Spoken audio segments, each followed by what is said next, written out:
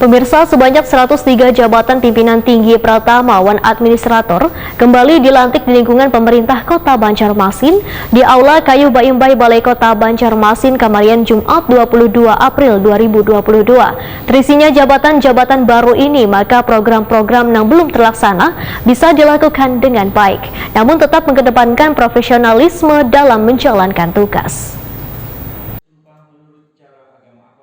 Sebanyak 103 jabatan pimpinan tinggi Pratama Wan Administrator kembali dilantik di lingkungan pemerintah Kota Banjarmasin di Aula Kayu Baimbai Balai Kota Banjarmasin Kamarian Jumat 22 April 2022. Pejabat yang dilantik adalah untuk mengisi jabatan kosong atau ditinggal pensiun hingga diisi oleh pelaksana tugas. Wali Kota Banjarmasin Ibnu Sina Wahyatakuni Prima TV menegaskan kepada seluruh pejabat yang baru dilantik agar menekankan profesionalitas dan loyalitas kepada pemerintah Kota Banjarmasin. Pelantikan dan sumpah jabatan ini akan menjadi tugas tanggung jawab ketika menduduki jabatan yang telah diberikan wewenang agar tugas bisa dijalankan dengan baik dalam mendukung visi misi pemerintah Kota Banjarmasin.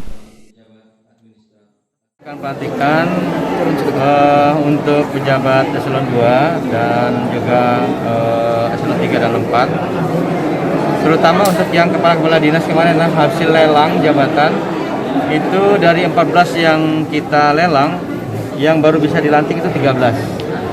Satu tertunda karena Dukcapil itu harus sesuai dengan SOP kementerian, Dirjen Dukcapil harus 14 hari paling cepat dan harus diwawancarai oleh Pak Dirjen.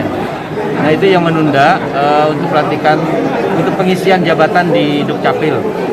Nah, kemudian dari total hari ini yang dilantik ada 103 pejabat eselon 2, eselon 3, eselon 4. Mudah-mudahan mereka bisa bekerja dengan baik.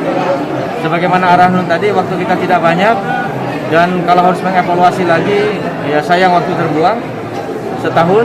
Oleh karena itu bekerja aja lah dengan sebaik-baiknya untuk mewujudkan visi misi Banjarmasin Baiman, agenda-agenda tertunda segera diselesaikan dan target-target yang harus kita capai tahun ini harus segera dilaksanakan dengan sebaik-baiknya. Ibnu Sina berharap terisinya jabatan-jabatan baru ini, maka program-program yang belum terlaksana bisa dilakukan dengan baik, namun tetap mengedepankan profesionalisme dalam menjalankan tugas.